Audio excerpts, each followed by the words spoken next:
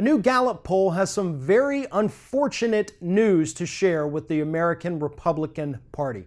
According to the poll, the number of people in this country who identify themselves as Republicans has dropped by 5 points since this time last year. Back in 2016, immediately following Donald Trump's election, the number of people in this country who identified themselves as Republicans was 42%. Today, 1 year later, that number's 37%. Again, a drop of 5 percentage points.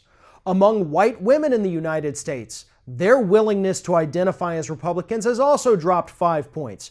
Hispanics, they've dropped 3 points in their willingness to identify as Republicans.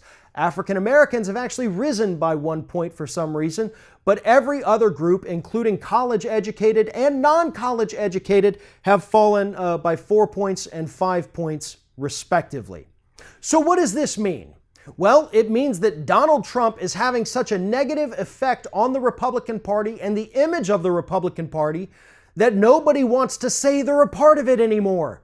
5% may not seem like a lot, but when you look at some of the House and Senate races that took place in 2016, hell, even the presidential race, 5% swings it the other way.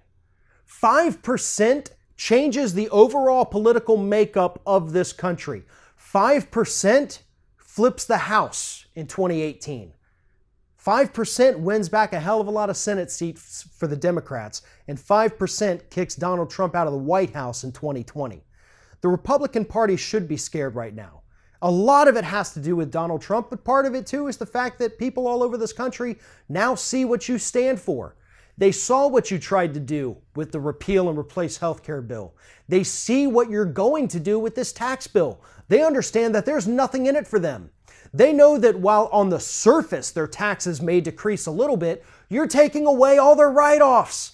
No more medical expenses, no more teacher supplies. But if you got a private jet, you can write that off. You can write off the expenses for running your private jet and the staff you have for it and the fuel and all that.